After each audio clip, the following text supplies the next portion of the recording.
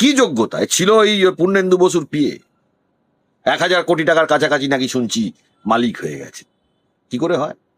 দেবরাজ চক্রবর্তী রাজারহাট গোপালপুরে মানুষের ওপরে যে পরিমাণ অত্যাচার করেছে ভাবা যায় না। গরিব, যে পরিমাণ দুর্নীতি আর প্রমাণ আছে, পালানোর জায়গা তিনি পাবেন না, জেল হবে। তৃণমূল দলে মানে বাঞ্চ বান্ডিল যা শব্দই প্রয়োগ করবেন না কেন, ক্রিমিনাল গুলো রয়ে গেছে। শওকত বাবু সম্বন্ধে অভিযোগ আছে, এটা অস্বীকার করার জায়গা নেই। শওকত বাবুর পরিবারের লোকজনের যে ক্যাফে ট্যাফে গুলো ছিল সেগুলো বুলডোজার দিয়ে গুড়িয়ে দেওয়া হচ্ছে, সব বেআইনি, এটা ঠিক। মানুষ জানে উনি কি অত্যাচার করেছেন। আর গানের ব্যাপারে আমি যেটা বলতে পারি, কে বানিয়েছে জানি না, যিনি বানিয়ে থাকুন গানটি খুব ভালো বানিয়েছেন। পদত্যাগ করে নিজের ওই সিনেমার ইমেজ দিয়ে আরেকবার জিতে উনি দেখান। যা ভোট পেয়েছেন তার অর্ধেকের অর্ধেক যদি পান তাহলেও বুঝবো যে ওনার নিজস্ব কোনো ইমেজ আছে। এই দলতে বেরোক না দেখি। আবারও বলছি তো, চ্যালেঞ্জ, সেটা বললে পিছিয়ে যাবে। না, পদত্যাগ করবো না, পদত্যাগ করবো না, পদ পেয়ে গেছি সেটা ত্যাগ করবো না। এইসব নেতাদের কোনো স্ট্যান্ডার্ড নেই। তৃণমূল আর ঘুরে দাঁড়াতে পারবে না। শওকত বাবু অমানসিক অত্যাচার করেছে, এটা অস্বীকার করার জায়গা নেই। শওকত বাবুকে প্রাক্তন বহিষ্কৃত মুখ্যমন্ত্রী মমতা বন্দ্যোপাধ্যায় একটি সভাতে বলেছিলেন যে তিনি বোম বাঁধেন। আমার কথা না, প্রাক্তন বহিষ্কৃত মুখ্যমন্ত্রী যখন বলছেন তিনি বোম বাঁধেন, যিনি তার সব থেকে কাছের এবং প্রিয় লোক, তাহলে বাস্তবে তিনি কি সেটা এলাকার লোকজন জানে। এটা অস্বীকার করার জায়গা নেই, নেই, নেই। 2021 সালের নির্বাচনের পরে এই শওকত মোল্লা জেনোসাইড চালিয়েছিল যারা বিরোধী ছিল তাদের, যারা যারা ওনার বিরোধিতা করতে, এই লোকগুলো তৃণমূলের ছিল। এবং এটা মানুষ জানে। মানুষের ক্ষোভ এবং মানুষের রাগ যে কি পরিমাণ উঠেছে, যার জন্য একটা ব্যক্তির নামে এত কথা হয়। আর গানের ব্যাপারে আমি কিছু বলবো না, সেটা যারা বানিয়েছেন, কাকে উদ্দেশ্য করে বানিয়েছেন গানটা, সেটা মানুষ জানে। গানটা কাকে উদ্দেশ্য করে বানানো হয়েছে সেটা জনগণ বুঝছে, জনগণ জানে। এই বিষয়ে আমি কিছু বলবো না। তবে গানটার বিষয়ে আমি একটা কথা বলতে পারি, খুবই ভালো এর মিউজিক। যিনি বানিয়ে থাকুন, যেখানেই বানিয়ে থাকুন, তার নাম না ডিসক্লোজ হোক, আমি এটা বলতে পারি। শওকত বাবু সম্বন্ধে অভিযোগ আছে, এটা অস্বীকার করার জায়গা নেই। আজকে শওকত বাবুর পরিবারের লোকজনের যে ক্যাফে ট্যাফে গুলো ছিল সেগুলো বুলডোজার দিয়ে গুড়িয়ে দেওয়া হচ্ছে, সব বেআইনি, এটা ঠিক। মানুষ জানে উনি কি অত্যাচার করেছেন। আর গানের ব্যাপারে আমি যেটা বলতে পারি, কে বানিয়েছে জানি না, যিনি বানিয়ে থাকুন গানটি খুব ভালো বানিয়েছেন। কাকে উদ্দেশ্য করে বানিয়েছেন সেটা জনগণও বুঝতে পারছে, সারা পশ্চিমবাংলার মানুষও বুঝতে পারছে। সে বিষয়ে আমি মন্তব্য না করলেও বুঝতে পারবে। অন্য দিক থেকে আরেকটা প্রসঙ্গে আসবো, দেবরাজ প্রাক্তন বিধায়ক, তৃণমূলের অদিতি মুন্সির হাজবেন্ড এবং অভিষেক ঘনিষ্ঠ বলে পরিচিত সেই দেবরাজও গ্রেপ্তার, এবং আজ যখন তাকে আদালতে তোলা হয় তখন তার উপর ডিম বৃষ্টি হতেও দেখা যায়, যদিও পুলিশ আটকে দিয়েছে ব্যাপারটা। দেখুন, এই ডিম কালচারটা, কাউকে মারা কালচারটা সম্পূর্ণ আমি বিরোধী। এটা অন্যায় হচ্ছে যারা করছে। যদিও বা আমি শাসক দলের নেতৃত্বকে বলতে শুনছি এটা বন্ধ করুন, আমিও বলবো বন্ধ করুন, আইন নিজের হাতে তুলে নেবেন না।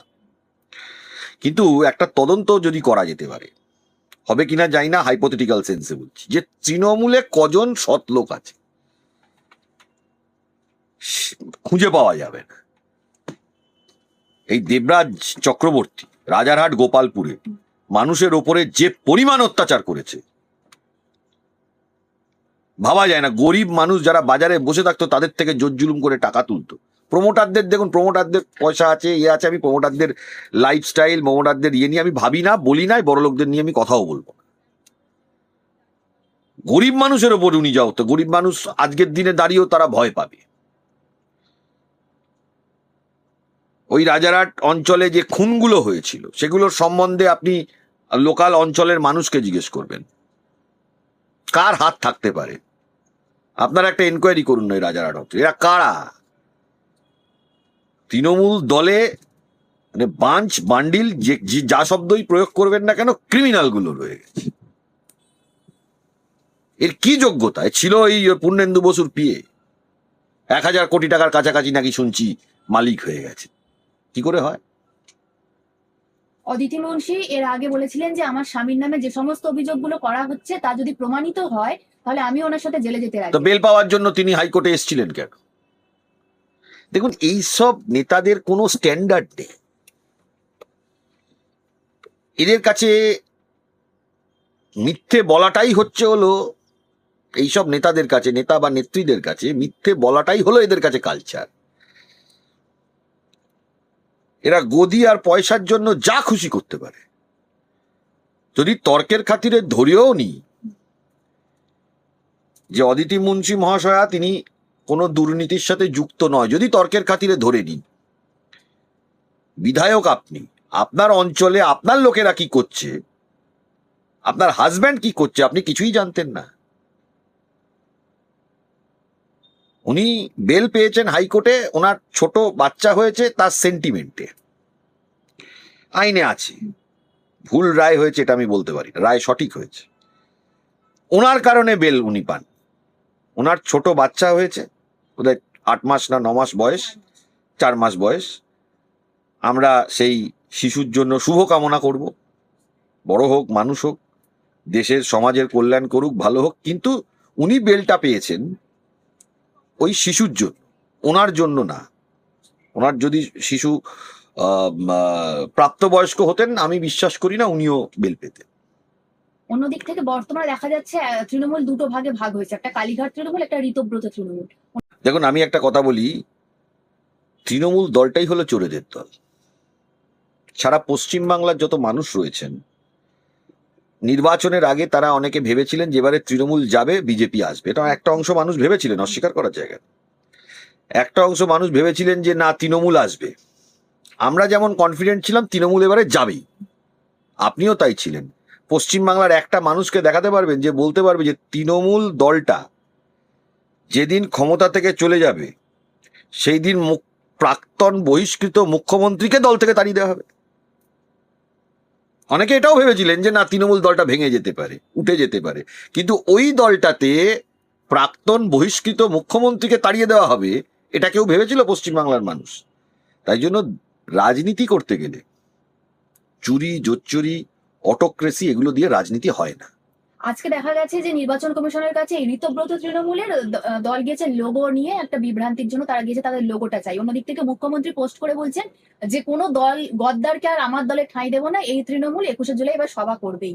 এবারে যদি প্রাক্তন বহিষ্কৃত মুখ্যমন্ত্রীকেই যদি তৃণমূল দল থেকেই বহিষ্কার করে দেওয়া হয়, তাহলে তিনি কি করবেন? সেইটা একটা বড় প্রশ্ন। বাংলার রাজনীতির সমীকরণে এটা একটা ইতিহাস হয়ে থাকবে যে প্রাক্তন বহিষ্কৃত মুখ্যমন্ত্রীকে তার দল থেকে বহিষ্কার করে দেওয়া হবে। যদিও বা তিনি দাবি করেন যে তিনি তৃণমূল দলের ফাউন্ডার, কিন্তু আমরা মনে করি না তিনি তৃণমূল দলের ফাউন্ডার। অজিত পাঁজা ব্যারিস্টার তিনি ছিলেন, আরো অনেক মানুষজন ছিলেন যারা একসাথে এই রাজনৈতিক দলটা তৈরি করেছিলেন। আমি যতদূর জানি প্রাক্তন বহিষ্কৃত মুখ্যমন্ত্রী মমতা বন্দ্যোপাধ্যায় সেই দলের সভানেত্রী ছিলেন, যতদূর আমি জানি। কারণ তৃণমূল দলের আদৌ কোনো সংবিধান, কনস্টিটিউশন আছে কিনা জানি না। সেই সভানেত্রীর থেকে দলটাকে তিনি একটি প্রাইভেট লিমিটেড কোম্পানিতে পরিণত করে দিয়েছিলেন। এবং প্রাইভেট লিমিটেড কোম্পানিটার কাজ কি ছিল? বাজার থেকে টাকা তোলা এবং মানুষের ওপর অত্যাচার করা, এবং সুযোগ পেলে বিরোধীদের জেনোসাইড করা। এই ছিল সেই রাজনৈতিক দলের একটি উদ্দেশ্য। এই জিনিস রাজনীতিতে চলতে পারে না, পৃথিবীর কোনো জায়গাতে চলেনি। যত জায়গাতে আপনার এই ডিক্টেটরশিপ এসেছে, মানুষের ওপর অত্যাচার হচ্ছে, মানুষই প্রতিবাদ করে তাড়িয়েছে। এই যে 40% ভোট বলে তৃণমূলের কিছু নেত্রী কৃষ্ণনগরের বলছেন যে 2,40,00,000 ভোট পেয়েছে নাকি তৃণমূল। আমি সেই সব তৃণমূল নেতাদেরকে বলছি যে নিজের দম থাকে পদত্যাগ করে আরেকবার নিজের জায়গায়, পদত্যাগ করলে তো 6 মাসের মধ্যে নির্বাচন হবে, আরেকবার নিজের জায়গায় যে ভোটটা আপনি আগের বার পেয়েছেন তার অর্ধেক ভোট যদি আপনি পান, তাহলে আমি আপনাদের বিরুদ্ধে আর কোনো কথা বলবো না। যদি দম থাকে আরেকবার পদত্যাগ করে, যারা যারা অনেকে দেখবেন না বলছে তৃণমূল এত ভোট পেয়েছে, যদি তাদের সৎসাহস থাকে, সেই সব তৃণমূল যারা নেতৃত্ব রয়েছেন তাদেরকে বলছি আপনারা পদ থেকে পদত্যাগ করে আরেকবার নির্বাচনে জিতে এসে দেখান। এই যেমন ফলতায় দেখলেন না, 4th পজিশন হয়ে গেছে, তৃণমূল 3000ও ভোট পাচ্ছে না। এই সব কটা লোকের তাই হবে, কারণ মানুষ এদেরকে চিনে গেছে। এই যে ভোটটা 40% ভোট তৃণমূল পেয়েছে, এটার মধ্যে আমি আপনাকে বলছি 20 থেকে 25% হলো ভয়ে, থ্রেটের ভোট। রচনা ব্যানার্জি আবার অন্য দাবি করছেন, তিনি বলছেন যে আমার সেলিব্রিটি মুখটাকে ব্যবহার করা হয়েছে, মানুষ আমাকে দেখে দেখুন, ভোট দিয়েছে। যদি ওনার রচনা বন্দ্যোপাধ্যায়ের মধ্যে এই কনফিডেন্স থাকে, যদি রচনা বন্দ্যোপাধ্যায়ের মধ্যে এই কনফিডেন্স থাকে, উনি রেজিগনেশন দিয়ে আবার ভোটে জিতে দেখান না। উনি বলছেন- শুনুন, আমি আপনাকে কথা বলি, শুভেন্দুবাবু সম্বন্ধে অনেকে অনেক কথা বলতে পারেন। নন্দীগ্রামেও জিতেছেন, আবার ভবানীপুরেও জিতেছেন, এটা অস্বীকার করার জায়গা নেই। সংসদীয় নির্বাচনে, সংসদীয় পলিটিক্সে নির্বাচনে হেরে গেলে তার কোনো মূল্য থাকে না, এটা মানতে হবে, সত্যি কথাটা। তৃণমূল দল থেকে, যদিও বা আমি এই হুমায়ুন কবির, ওনাকে আমি একদমই সমর্থন করি না, ওনার বক্তব্যকেও সমর্থন করি না। তিনি বেরিয়ে গিয়ে তিনি জিতে দেখিয়েছেন, তার মানে তার জনগণের মধ্যে একটা গ্রহণযোগ্যতা আছে। তার রাজনীতিকে কিন্তু আমি সমর্থন করি না, আবারও বলছি, তার বক্তব্যকেও আমি সমর্থন করি না, ব্যক্তিগতভাবেও আমি তাকে সমর্থন করি না, কিন্তু তার সেই যে যাই করুন তার গ্রহণযোগ্যতা আছে। এই যে রচনা বন্দ্যোপাধ্যায় বলছেন, এই রচনা বন্দ্যোপাধ্যায়কে যদি সাহস থাকে, রচনা বন্দ্যোপাধ্যায় উনি পদত্যাগ করে নিজের ওই সিনেমার ইমেজ দিয়ে আরেকবার জিতে উনি দেখান। যা ভোট পেয়েছেন তার অর্ধেকের অর্ধেক যদি পান, তাহলেও বুঝবো যে ওনার নিজস্ব কোনো ইমেজ আছে। এই ধরনের কথাগুলো বলাটা উচিত নয়। যতদিন ক্ষমতায় ছিল তৃণমূল, ততদিন পর্যন্ত এরা তৃণমূলের খেয়ে, তৃণমূলের পড়ে, তৃণমূলের লুটপাটের ভাগিদার হয়ে এখন নিজের পিঠ বাঁচানোর চেষ্টা করছে। যদি কারোর নির্বাচনে জেতার সেই রকম স্ট্যামিনা এবং এবিলিটি থাকে, তাহলে সে নিজের দমে জিতে বেরিয়ে আসবে। ইন্ডিপেন্ডেন্ট দাঁড়িয়ে জিতে বেরোক না দেখি। আবারও বলছি তো, চ্যালেঞ্জ, সেটা বললে পিছিয়ে যাবে, না পদত্যাগ করবো না, পদত্যাগ করবো না, পদ পেয়ে গেছি সেটা ত্যাগ করবো না, যতক্ষণ না জনগণ ঠেলে তাড়াবে ততক্ষণ ত্যাগ। এই যে মমতা বন্দ্যোপাধ্যায়, আপনি জনগণের ম্যান্ডেট পাননি, জনগণকে আপনার সম্মান জানিয়ে পদত্যাগ করা উচিত, না পদত্যাগ করব না, এই ক্যাটাগরিটার আপনি দেখবেন, এই ক্যাটাগরিটাকে আপনাকে দেখতে হবে। পদত্যাগ করব, চেয়ার আঁকড়ে বসে থাকবে, চেয়ার আঁকড়ে বসে থাক, এইটা হচ্ছে হলো এই মানুষগুলোর নেচার। তাই জন্য এই ধরনের ফিল্ম স্টারকে, মানুষকে আমি বলবো, ভোট দেওয়ার আগে একটু ভেবে চিনতে ভোট দিন, দেশের এবং সমাজের কাজ করার জন্য। যাদবপুরের একজন ফিল্ম স্টার দাঁড়িয়েছিলেন, 5 বছর এমপি ছিলেন, কি করেছেন ওই যাদবপুরের জন্য? তার সমাজের প্রতি কি কন্ট্রিবিউশন ওই 5 বছরে আপনি দেখান। সে তো সবার আগেই পাল্টি খেলো। আমি তো বললাম, এইসব লোকগুলো পাল্টি খাওয়ার জন্যই আছে। যাদের সততা আছে তারা পাল্টি খাবে না, যাদের লড়াই করার স্পিরিট আছে তারা পাল্টি খাবে না। সরকারে যেই আসুক, আমরা আমাদের মতন স্ট্যান্ড নেবো।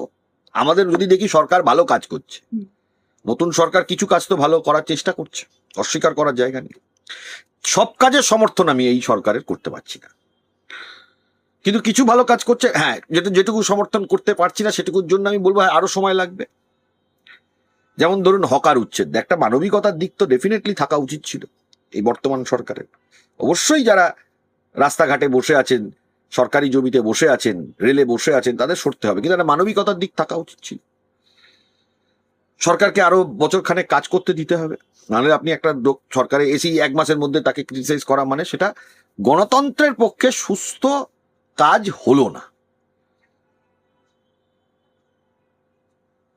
অন্যদিক থেকে আর একটা প্রশ্নে আসবো, diamond Harbour model, Abhishek Banerjee. Diamond Harbour model বললেই যে অভিষেক ব্যানার্জির নাম আসে, সে অভিষেক ব্যানার্জি তো বর্তমানে একেবারে সাঁড়াশি চাপে পড়েছে। আজ আবার দেখা যাচ্ছে যে ডায়মন্ড হারবার মডেলের যেটা সব থেকে নাম করা অভিষেক বন্দ্যোপাধ্যায় সেবাশ্রয় ক্যাম্প, তাতেও দেখা যাচ্ছে ভুরি ভুরি দুর্নীতি। এই ডায়মন্ড হারবার মডেলটা ভাইপো নিজে নাম দিয়েছে, আমাদের কাছে ওটা ভাইপো চোর মডেল বা চোর ভাইপো মডেল। আপনি সারা পশ্চিমবাংলার একটা ইস্যু আপনাকে দেখাতে হবে যেখানে তৃণমূলের চুরি বা ভাইপো চুরি নেই, একটা সেক্টর খুঁজে বার করতে পাবেন না। এই সেবাশ্রয়, এ তো সবই চুরি। একটা জিনিস বুঝতে হবে প্রাক্তন বহিষ্কৃত মুখ্যমন্ত্রীকে, যে ভাইপোর নেতৃত্ব পশ্চিমবাংলার কেউ মেনে নিচ্ছে না।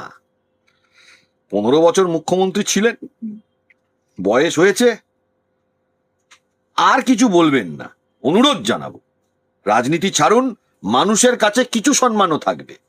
আবার যদি রাজনীতি করতে যান, মানুষের কাছে এখন চোর চোর বলছে, এরপরে আরো খারাপ ভাষায় লোকে কথা বলবে, পুরো নিজের সম্মানটা হারাবেন।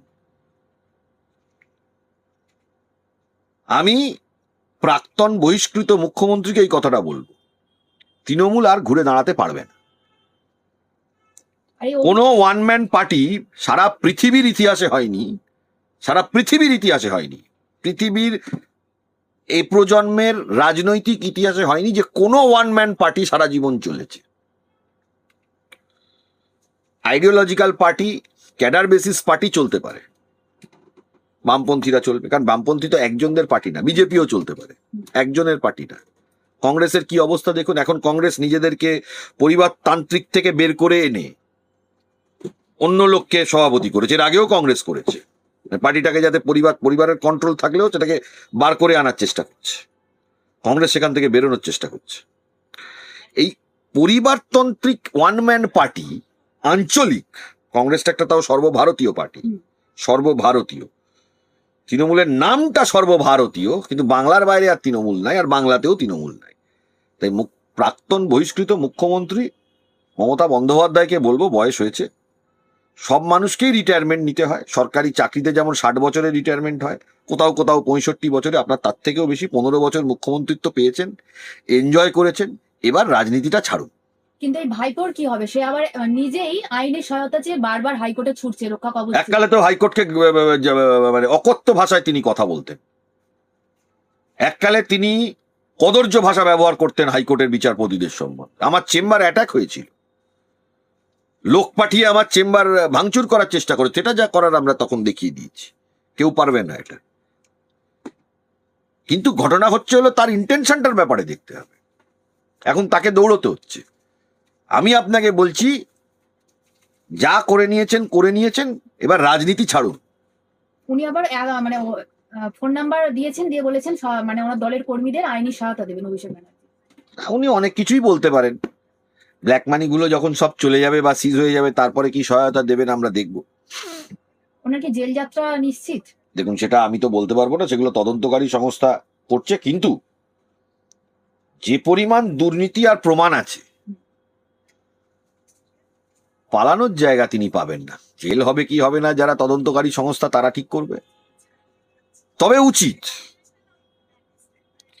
এরকম ধরনের ব্যক্তিত্বকে, আপনি একটা জিনিস চিন্তা করুন, নির্বাচনী জুমলায় অনেকে অনেক কথা বলে, কম বেশি এটা হয়। আজকের দিনে দাঁড়িয়ে 2021 সালে যে জেনোসাইড হয়েছে, সেটা নিয়ে এই ভাইপো, এই পিসি একটি মন্তব্য করেছেন কোনদিন যে সেটা অন্যায় হয়েছিল?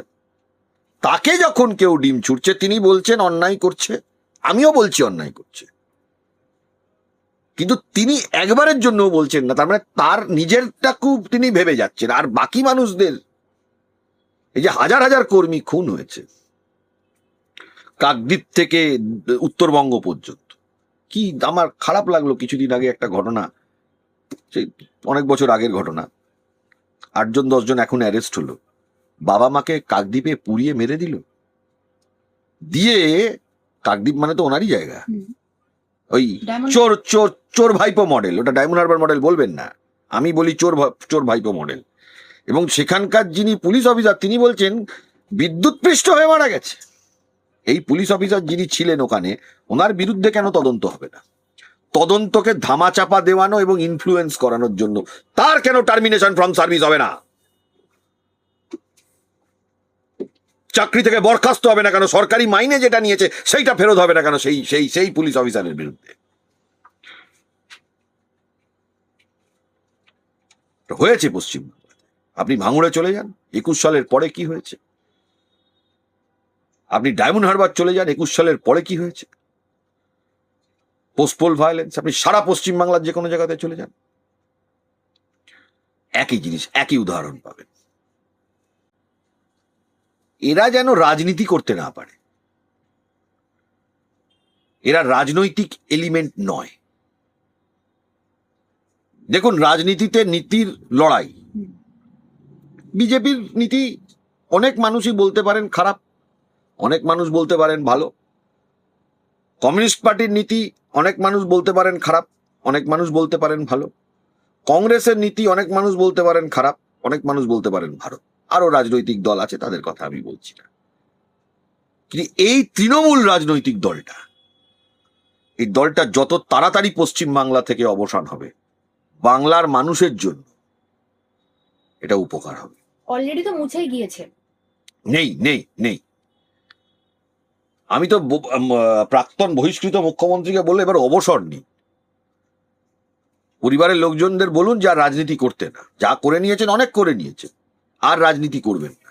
দেশের আর ক্ষতি করবেন না, সমাজের আর ক্ষতি করবেন না, বাংলার আর ক্ষতি করবেন না।